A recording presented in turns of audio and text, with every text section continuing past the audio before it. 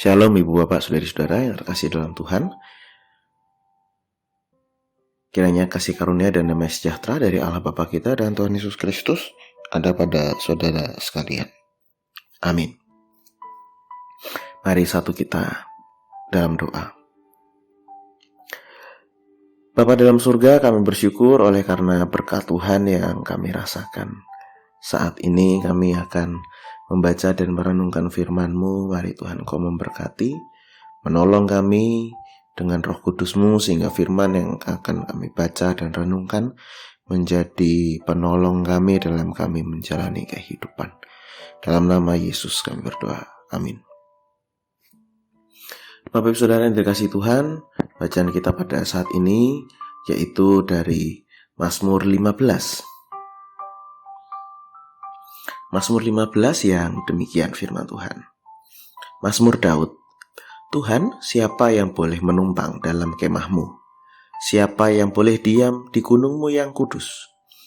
Yaitu dia yang berlaku tidak bercela, yang melakukan apa yang adil, dan yang mengatakan kebenaran dengan segenap hatinya, yang tidak menyebarkan fitnah dengan lidahnya, dan yang tidak berbuat jahat terhadap temannya, dan yang tidak menimpakan cela kepada tetangganya, yang memandang hina orang yang tersingkir, tetapi memuliakan orang yang takut akan Tuhan, yang berpegang pada sumpah walaupun rugi, yang tidak meminjamkan uangnya dengan makan riba, dan tidak menerima suap melawan orang yang tak bersalah.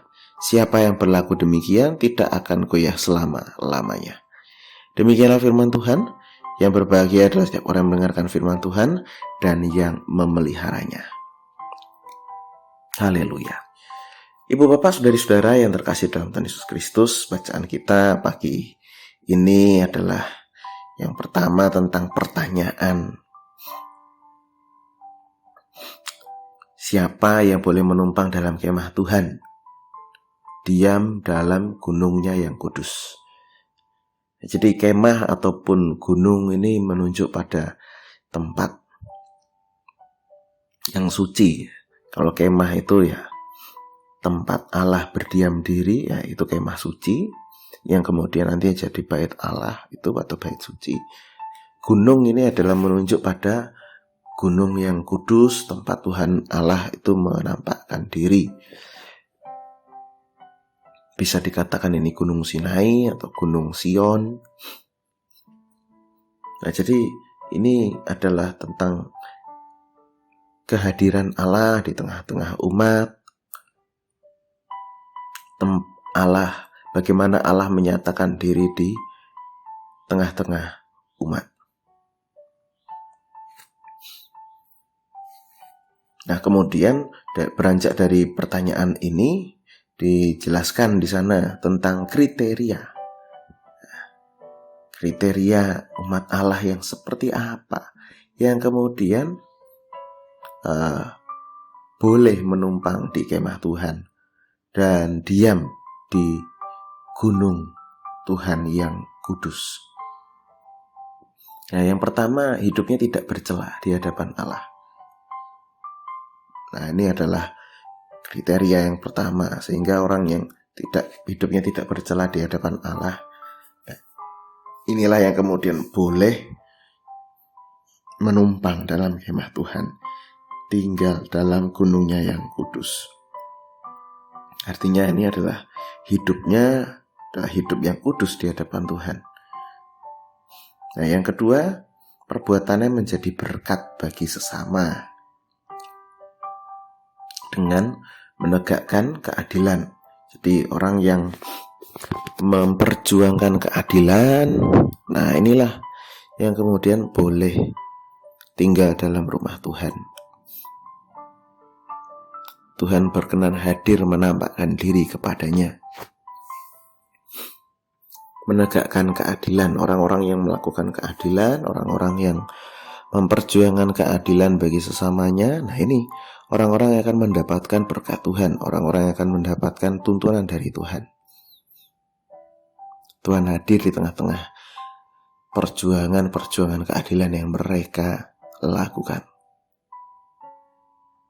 Kemudian yang ketiga,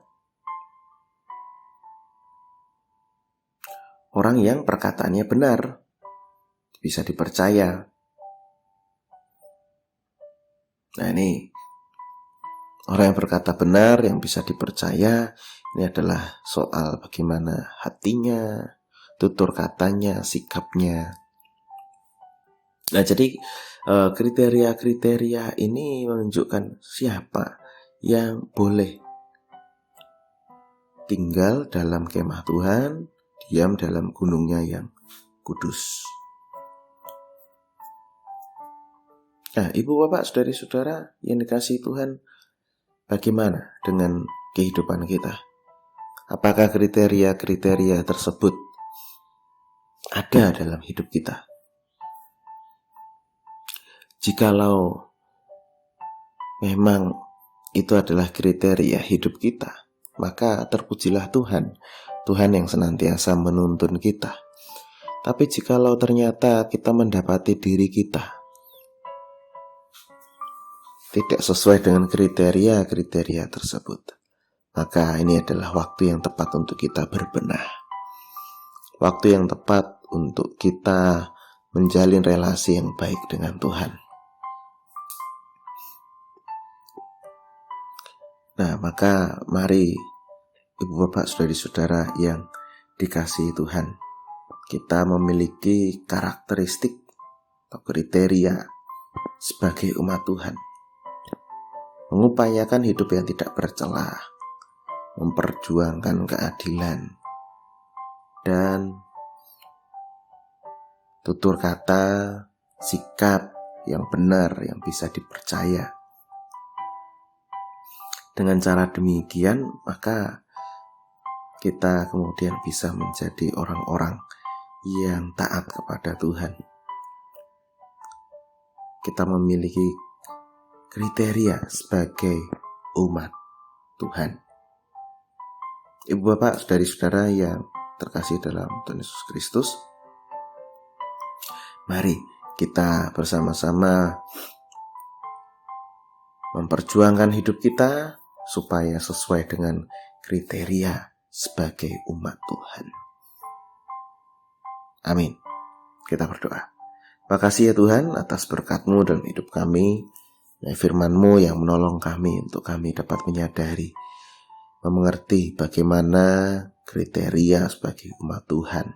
Maka tolonglah kami Tuhan, untuk kami dapat melaksanakan firman-Mu ini dan memperjuangkannya, sehingga kami betul bisa menjadi orang-orang yang boleh menumpang di kemah-Mu yang kudus dan boleh diam di gunung-Mu yang kudus. Bapa dalam surga, kami menyerahkan segala aktivitas kehidupan kami dalam tangan kasih-Mu. Kami percaya Kau menuntun, Kau memberkati, menolong kami. Inilah ya Tuhan doa kami. Dalam nama Yesus kami berdoa. Amin. Kiranya kasih karunia dan damai sejahtera dari Allah Bapa kita dan Tuhan Yesus Kristus, serta persekutuan dengan Roh Kudus menyertai saudara sekalian. Amin.